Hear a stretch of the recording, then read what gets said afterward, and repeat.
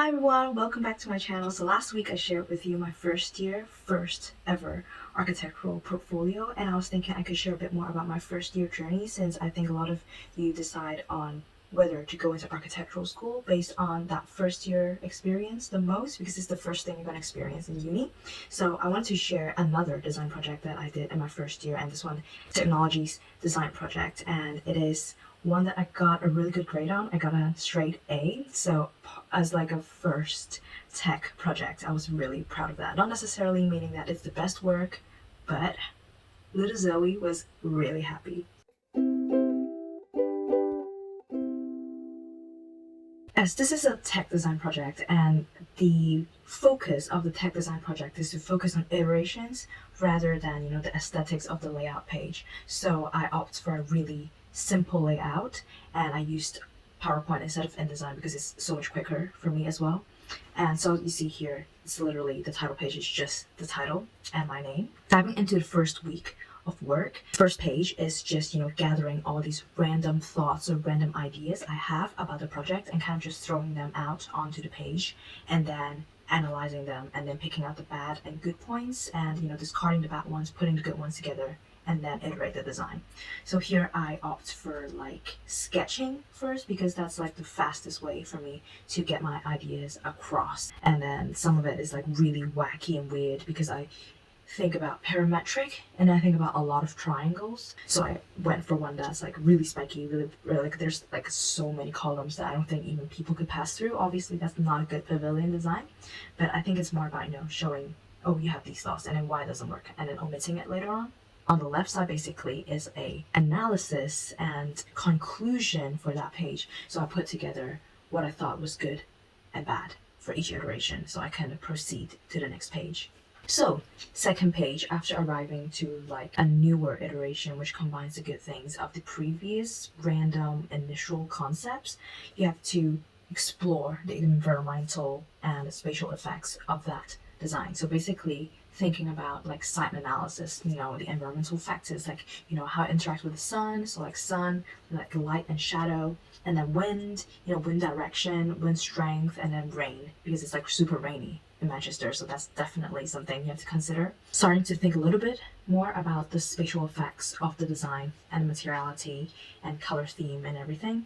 And then the next page is basically showing what you thought about in the previous 2 pages, collating all those information, and then what is the design you have arrived to at this stage. So this is nowhere near the final, showing different facades and elevations to give like an initial idea of how the pavilion actually looks like. And I actually tried to edit it into Photoshop so people look at the pavilion and see, oh, that's how it looks on site, instead of just trying to imagine what the site is like, what the design is like, and how they look together. A hard thing for me to kind of handle back then was using the software. This is basically like a flattening software, so we have to think about how this can actually be built in real life. Parametric things, you can actually print them out or cut them out and then put them together and they will look parametric. So we have to think about, oh, where do I add the flaps if I were to print it out on paper? Like all the flaps, you apply glue and then you stick them together. But then I was struggling with the software, and because my design was really irregular in terms of the sizes and orientation of the triangles, so I had to break them up into a lot of different pieces in order to attach like flaps and everything, and for it to actually fold at the angle I wanted to fold, and that made me really stressed. It's just fragments. It's like not even just 1 or 2 pieces, it's like 3, 4, 5, 6, 7 pieces when it's just such a small part. So that's obviously not a good thing when you want to put a pavilion together. So apart from the individual pavilion design, we have this part where we work together as a group and we choose like one design to actually print out and actually make it into a physical model. So it could be either one person's design and we print it out, or it could be a collaboration of all the good points of all the iterations we did. So I think in the end we went for one person's design because we talked about it. We think under this time constraint that would be the best thing and most ideal thing to do. We looked at that design and then visualized how it would look on site, how it interacts with the environmental factors, and then how that person actually built it in SketchUp. So that's for week 1, and then moving on to week 2, we have the actual model. So this is like a laser cutted model of the pavilion, of the group work. And then there's something that we didn't really consider a lot about, is about the span. You know, when you're building a model in SketchUp, like even if the span is 100 meters, that will still stay upright because that's a software. But in real life, we have gravity and other physics we have to think about. So as you can see here, it's quite flimsy. But then the nice thing about that is the photography is nice because the drama between light and shadows really like compensates for the lack of rigidness of the actual pavilion. And then back to our individual pavilion, and then now we have to think about the systems and, you know, environmental effects. So these 2 pages are me experimenting with light and shadow and how I can actually bring light into the middle of the pavilion because of my folds of the pavilion. And it's actually pretty big, so it's quite dark in the middle, and I don't want people who go into my pavilion feel like they're in the middle of like a haunted house or something. I still want them to feel warmth of the sun, but at the same time not, you know, suffer from the glare or the heat of it. So I was kind of thinking about like the sizes and like, you know, how it could be potentially aesthetic.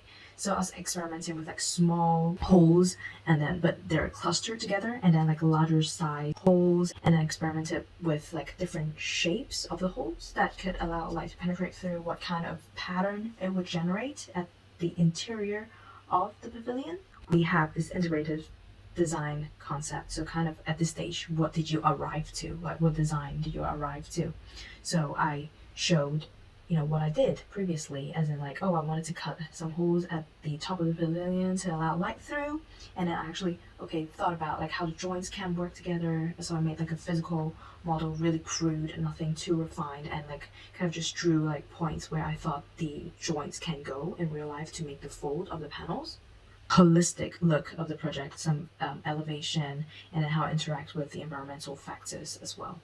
Visiting back to the fabrication file, like the flattening, because it was really not good at the beginning. It was so fragmented, and now that my design is more refined, it consists of less triangles at different orientations and sizes. So now I was able to actually flatten them into like just a few pieces instead of like, you know, 20 or 30 pieces. That's the end of week 2. So moving on to week 3, you think about more about the materiality, the sustainability, and how the joints come together. So the more technical side of things, because now the design is probably at its final stage. So I did look at some precedents about like how different triangular panels fit together at an angle, like the joint areas and everything. And also have to think about like sustainability. How do I source the material? Does it cause like a big carbon footprint? And then here we have to show what we think about in these processes, basically our sketchbooks, because sometimes when we kind of think about things, we iterate and then we sketch them, but it might not necessarily be in the final pages. But then this is a lot about the iterations, like I previously said, and they emphasize that a lot. So they want to see all this really crude, really, you know, sketchy sketches. These 2 pages, I just basically put all the concerns I have about like environmental factors, you know, sustainability, window installation, panel installation, construction, joints and everything, and just put it on there and kind of, you know, wrote what my concerns were. And then the last page for week 3, which is like arriving to a conclusion now. What is your final proposal in this limited time space that you have explored and iterated? So I showed these shots, not necessarily like the best graphic, but it actually just want people to understand what I explored. So basically my major concern was allowing light to penetrate into the middle of the pavilion, and that got resolved, which was good. And I also wanted it to sit within the context, not stand out. It's not like some wacky installation, so it actually sits within the park space. And basically that's the end of the project. So as you can see, this is not like about finding a refined proposal, really good graphic, really good layouts. This is more about within this short amount of time, how much can you explore, how much can you analyze, how much can you iterate. So this is like another set of skills that they want you to have. So yeah, this is like the technologies project. Let me know if there's any architecturally related content that you're interested in, and if you like content like this, don't forget to like and subscribe to stay updated, and I'll see you next time. Bye.